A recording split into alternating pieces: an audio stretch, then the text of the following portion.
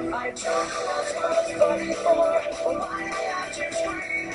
I don't know why I instigate, say what I don't mean. I don't know how I got this way, I know it's not alright, so I'm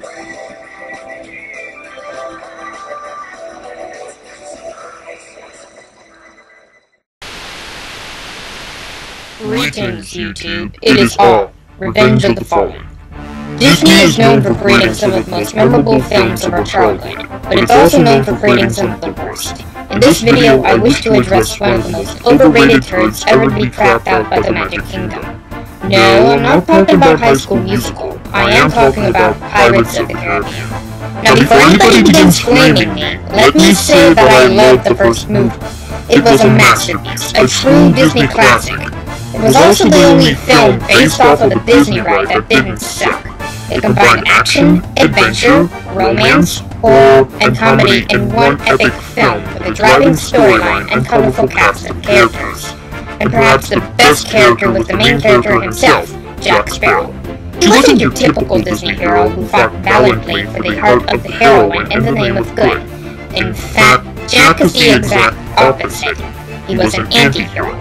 A selfish, cowardly vagabond who reluctantly did the right thing only if it meant getting something in return. He was motivated only by his selfish ambitions, and as such, often double-crossed those closest to him.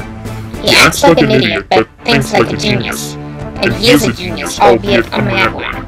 Pirates was a success, earning millions in the box office. Disney obviously liked the profits, but perhaps they liked it a little bit too much. For Disney, being the greedy corporation it is, wanted to sell out on the success of the first movie by milking it all for what it was worth and creating not one, but two sequels. The main problem with the second movie is that it exists. The first movie was good by itself. If there was going to be a sequel, it should have been like an Indiana Jones or James Bond sequel, where the movie is a completely different adventure with different characters, but starring the same main character. It shouldn't have been a Star Wars or Lord of the Rings sequel which follows an epic storyline, because there was no epic storyline to begin with. The storyline of the first movie was well constructed and contained no loose ends from which to create a sequel, let alone a trilogy. But Disney, being the greedy corporation that it is, managed to find such a loose end and developed an entire storyline out of it that spanned two crappy sequels. I watched the second movie with high hopes, and I admit the movie was pretty good to begin with, but around the second half the movie quickly went downhill, and at the end, the movie faced two major problems.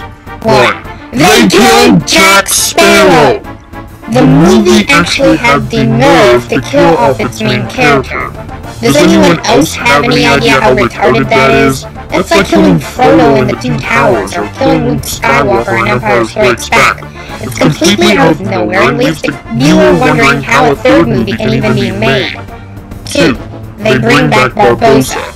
That's right, they actually bring back the character they killed off in the first movie, and during the last few seconds of the film nonetheless. So, by now, with Jack Sparrow dead and Captain Barbossa brought back to life without any explanation whatsoever, the audience is left feeling very confused and with more questions than answers. The ending pretty much forces you to see the third movie, even if you don't want to see it.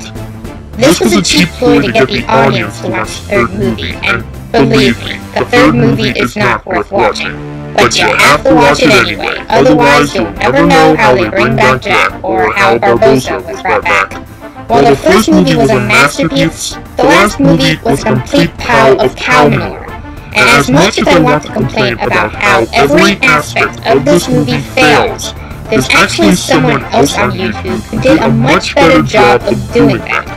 His name is Confused Matthews, and I highly suggest you watch his review of Pirates of the Caribbean 3 at World's End. But I need to add something to this review, so I'll add my major complaint. Will and Elizabeth separate.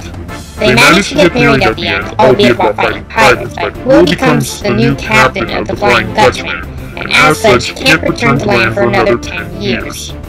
I'm not a fan of the Will and Elizabeth pairing, but I do support it. And to see these two forced to separate rather than be together just disappoints me. This is Disney. The hero is always supposed to get the girl and live happily ever after. I know Disney wants to try something different, but this is just too different for me.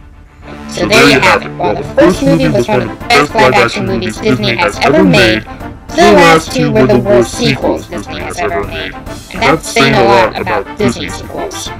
The good news is that Pirates trilogy is finally over. The bad news, rumor has it that there's going to be a Pirates 4. For the love of all that is good, please let that be a rumor. This is Revenge of the Fallen,